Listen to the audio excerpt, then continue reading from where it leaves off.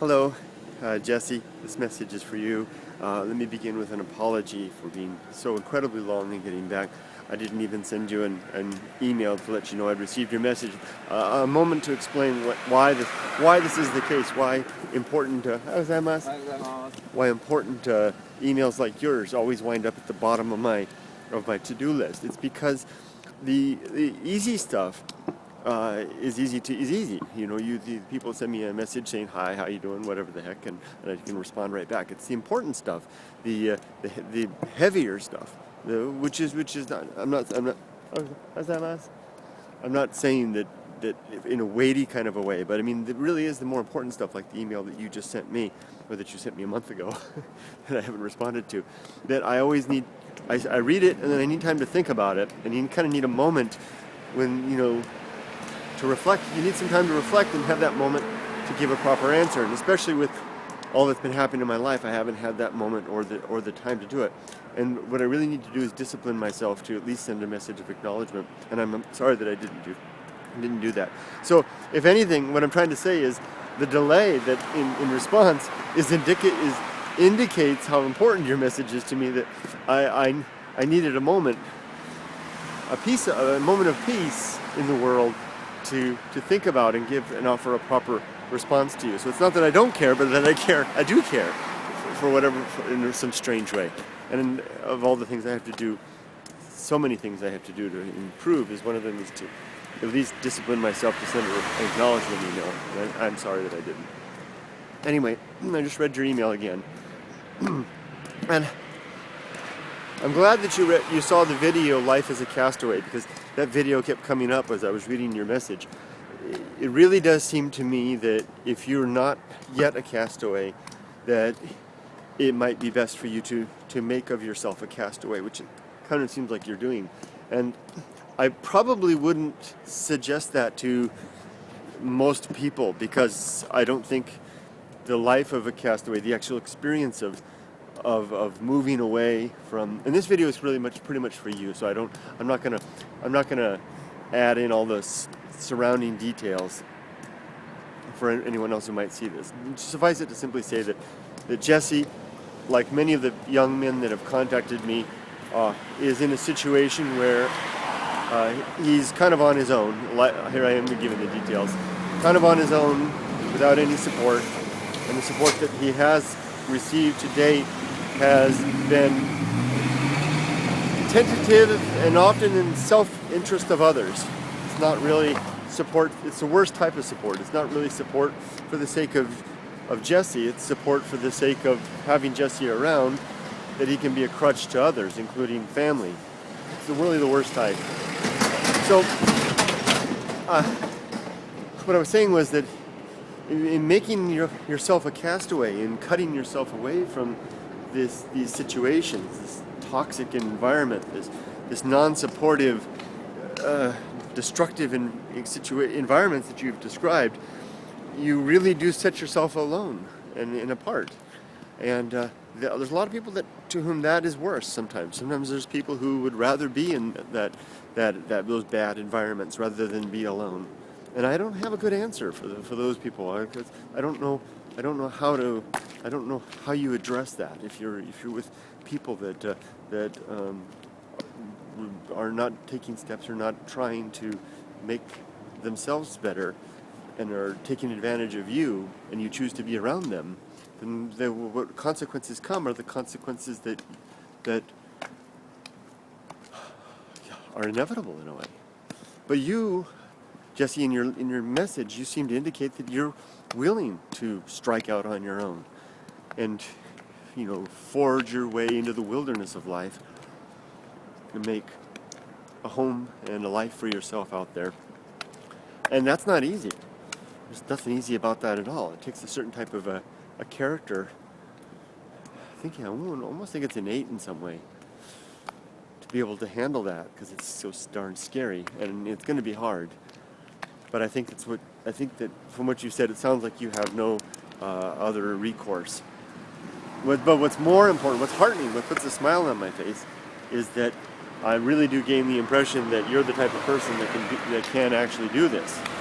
That can get out into the wilderness of life and survive, to make his own way through the trials to come, the loneliness, and handle the loneliness, and deal with the isolation and the cold and the want and the uncertainty that are all out there. I know these things very well myself. Although I don't need to go into it myself. My family situation was not as bad, not as difficult as the one you've described. Nevertheless, it's pretty much been since leaving my teens. I've been pretty much on my own in a similar way. And the family that I do have, with the exception of my brother, a very notable exception, who's a good brother, but we basically, and we don't really care for one another, but we're there with a kind word and support, and he's a good brother, and I'm a good brother to him. I try to be, but other than that, it's just the two of us, and we've forced our way through lives and made what we can, and made a lot of mistakes along the way. So I know from experience what you're about to go through. I think it's the way to do it too. If I were in your situation, like I always do, I can't really offer you advice. Sometimes when I try to imagine what I would do in that situation, if I were in your situation, I would probably strike out for warmer climes, for someplace different, to start afresh, like I did years ago with my wife when we chose Santa Barbara to live. I almost picked it off a map. It's a beautiful city, warm environment, college environment, lots of positive vibes, education going on, unique, energetic, flamboyant in some ways, liberal people in liberal environment. And if I were you, if I were in your situation, I would probably be heading out. I would be finding a place like that, and heading out into the world to get to that place and start afresh. I started off with when I came back to the States. I had I had $3,000 and a pickup truck. I bought a pickup truck as soon as I got back, and I drove to Santa Barbara, which I picked off the map, in Santa Barbara, California, and I slept on the beach. You probably heard this story if you've seen some of the videos. I slept on the beach, and got the want ads out and tried to find a job during the day. I had my degree, so I had some qualifications that made it a little easier. Tried to find some but I'm pretty sure I could have done it without it. Because I'd be willing to wash dishes, and get a room with a couple other people in a humble little apartment and start from scratch.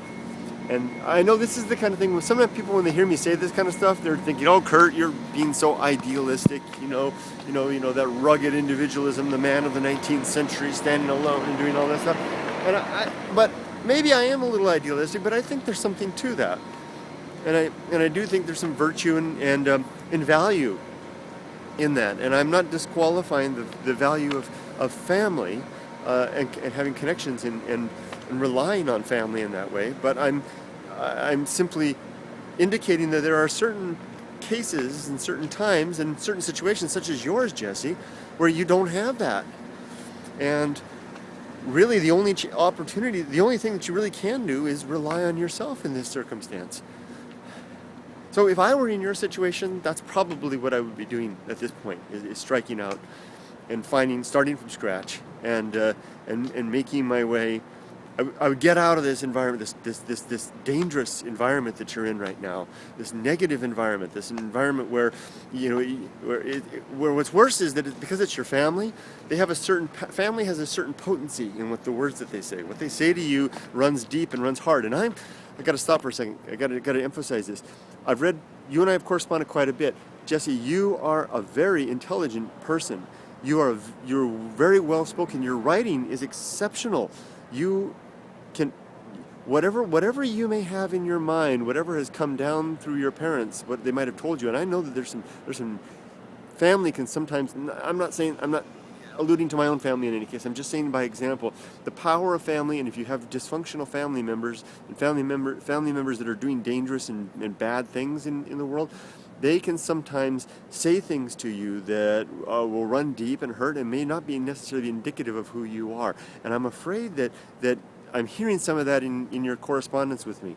But everything I'm reading from you and everything I'm gaining, you get that gut feeling sometimes from people. Everything I'm getting from you is that that's not, you're a good man. And I want you to be in an environment where you're going to get positive reinforcement from peers who will see those values in you and help you to reinforce those. I mean, first of all, good gosh, look at all the opportunities you have to be bad. The things that you've told me, the environment that you're in, the chances that you've had to go the dark side, you follow the dark path, and almost every, and you're not bragging. You're simply describing the opportunity, the things that have come up, and the choices that you've made. And in every case that I can see, you've made the choice towards what, if you're going to say dark and light, towards light. You've made the choice towards the decisions that will yield you being able to be comfortable with yourself later in life, and to be happy with the choices that you've made. As a young man. You're doing the right things. You need to get out of that environment. You need to get away from those people, because that is temptation that will drive you, that you may one day yield to. And I would hate to see that happen. And I wish that things were better. And I wish that you had a family that cared. I'm not saying your family doesn't care, but maybe they just are incapable of being the family for you. So I wish that you didn't. I wish you had that, but it looks like you don't. But you know what? You can make that for yourself. Remember, friends are the family that you choose. You can get out in the world. You might start from scratch. I'm about to do the same thing. I'm taking my family, but I'm starting from scratch. I'm going to go by myself. Maybe you follow what's been going on YouTube about how I'm trying to transfer my life. We're kind of doing in a miniature way what I'm suggesting to you. We're going to start over from scratch in a new world, in a new place.